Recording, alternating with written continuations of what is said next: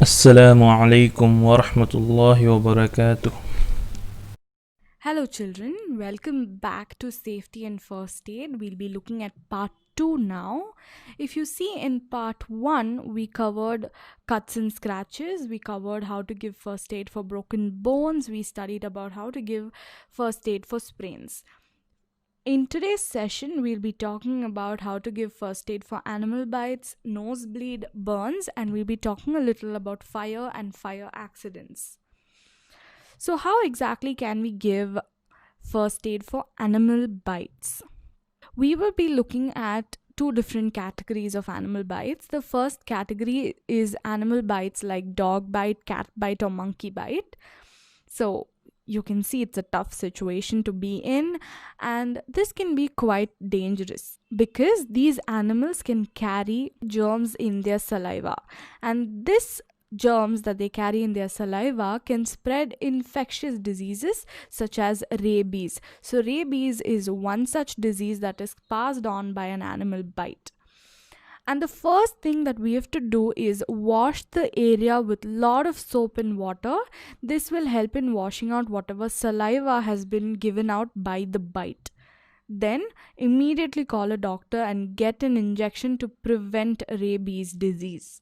So this is the next thing that you have to do. Now this is about animals such as dogs, cats and monkeys. What about when a snake bites? Whenever you get a poisonous snake bite, the situation is a little different because poison spreads through the blood. And to avoid this, preventive measure has to be taken. How do we do this? When you get bitten by a snake, the portion that is bitten has to be kept lower than the area of the heart. Suppose it bites you on your heart is in your chest region, so you should make sure that the hand is lower than your chest region, and you should tie a cloth very tightly just above the bite side. So you can see this person's bitten near the wrist, so just above the wrist region they tie a cloth very tightly. By tying a cloth tightly, you're slowing down the blood flow to that region. So when you're slowing down blood flow, even the poison that is released in blood moves quite slowly. This can in fact save a person's life. And immediately rush that person to the hospital and make sure that they administer anti-venom injection. This is the only thing that can help save the person from the danger of a snake bite. So this is about how to deal with animal bites in that situation. Now let us look into how we can give first aid for a nosebleed. Now, when you see nosebleed, these occur very frequently, especially to children in summers. And the first thing that you can do is pinch your nose between your thumb and the rest of your fingers and hold it for 10 minutes. And while you're doing this, breathe through your mouth. This pinching of the nose applies pressure on the bleeding portion and stops it. But remember, don't remove your hands till a clot is formed. And this clot takes about 7 to 8 minutes to form. And at least for the next few hours, do not blow your nose. When you blow your nose, whatever clot is formed is also going to gush out and you're again going to start to bleed from the nose. You should make sure that you do not blow your nose for the next few hours. Now, another way that you can reduce nosebleed is by keeping an ice pack right above your nose. Now, how do you prepare this ice pack? You take ice in a clean cotton cloth, crush it with a hammer, and you place it right above your nose. So this is how you can prevent or reduce nose bleeding. So that is about how you can administer first aid. So next time somebody in your class has a nosebleed, you know how to treat them. Now let's move on to the next category called as burns and how we can treat burns. Now, the main reasons why burns happen can be because of fire, can be because of hot objects, could be when boiling water spills on your hand, or steam, or even firecrackers, or certain chemicals like acids can lead to a skin burn.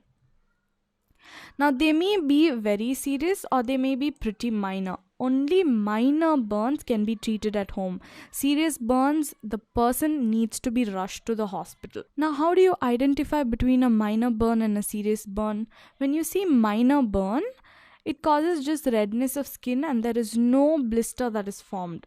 And when you get such a burn, the first thing that you have to do is wash that area with plenty of cold water for several minutes. It'll ease the pain and the burning sensation.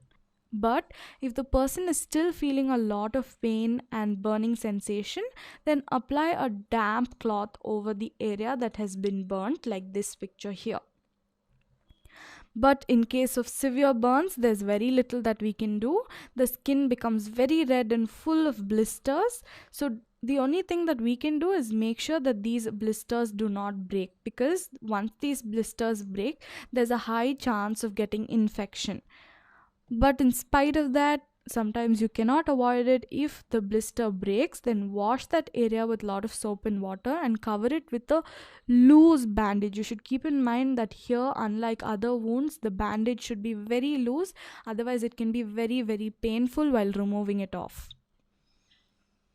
And if it's a very, very severe burn, then immediately rush the person to the hospital and give plenty of water to drink, because they will be in a panic mode, they will be in a shock mode. The only way that they get fluids into their body to help them calm down is by drinking a lot of water. To treat burns because of acids, the thing that you can do is wash the area clearly with running cold water immediately. This helps in removing out all the acids that have spilled on the skin.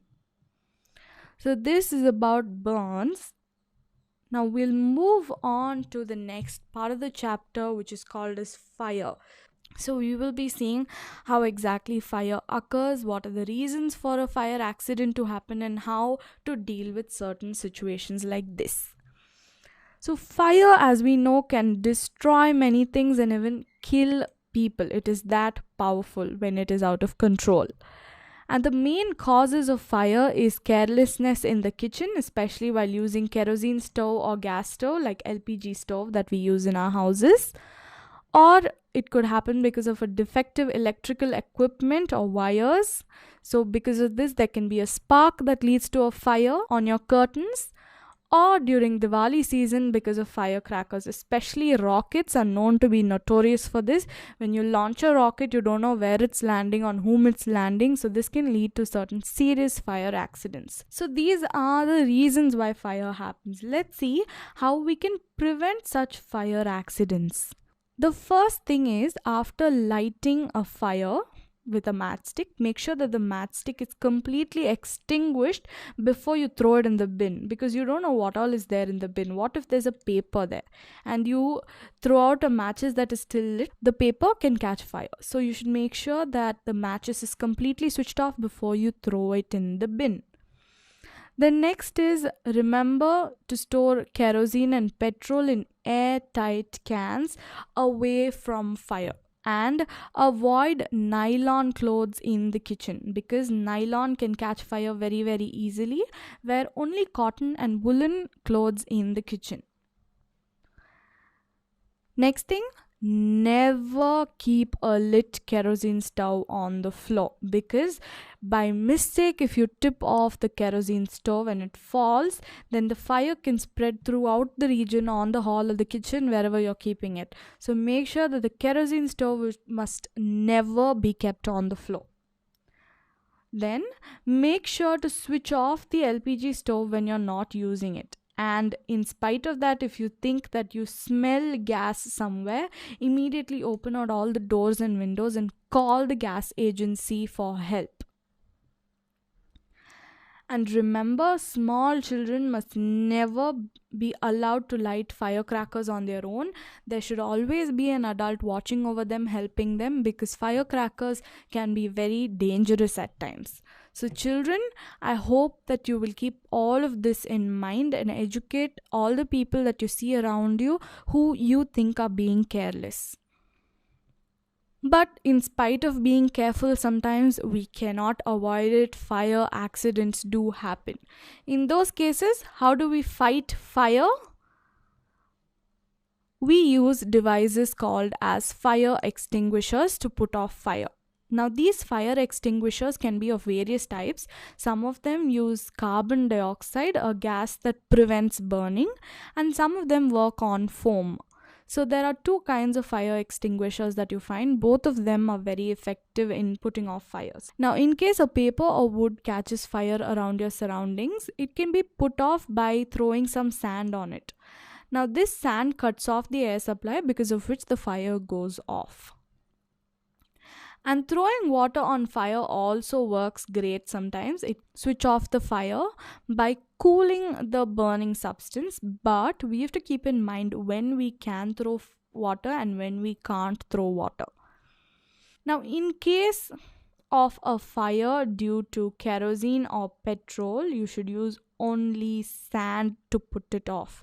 Water must never be used in such a situation, because the minute you pour water, whatever kerosene that has caught fire will spread on the surface of water, and wherever water flows, even the fire is going to flow, and this can be quite disastrous.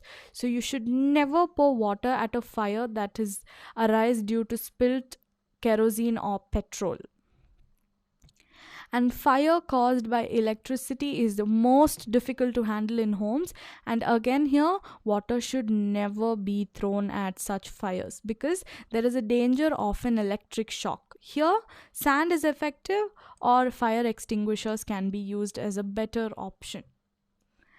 And what will happen if your clothes catch fire by mistake in the kitchen? Here you can throw water, or if you cannot find water for that emergency situation, wrap that person with a blanket, coat, or a curtain that you find nearby, and once you see that the fire has gone off, immediately take off the clothes, because if you leave the clothes on, it can lead to severe burns on the body. So immediately the minute you see that the fire has gone off, take out that blanket or coat that you've put on that person.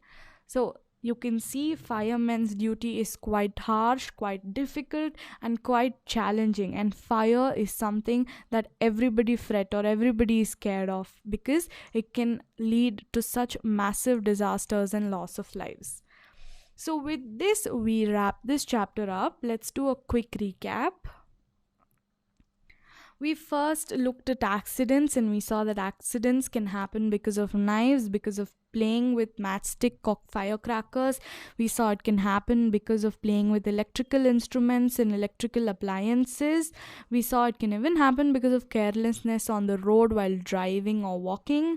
We saw it can happen because of being playful and foolish while climbing on trees, furniture, or running up and down the stairs. It can even happen because of taking wrong medication, and it can happen if we are not careful while swimming in a swimming pool or a pond, which may lead to drowning. Then we spoke about giving first aid. We spoke about how to give first aid for cuts and scratches. Then we spoke about first aid for broken bones. Then how to give first aid for sprains, first aid for animal bites. Then we saw how to give first aid for a nosebleed. Finally, we spoke about first aid for burns. Then we moved on to talk about fire and fire accidents, where we saw how to prevent fire and how firefighting can be done. Now, children, whenever there is an accident, the important rule is to be calm and call for help, and until help comes, do the best that you can do to help the injured person and keep them comfortable. I'm sure you're all very intelligent children, and from this chapter you know exactly how to behave when accidents happen, and you guys are great. So go out and help the people in need. If you like this video, hit the like button. Please subscribe and share. Thank you. Jazakallahu khairah.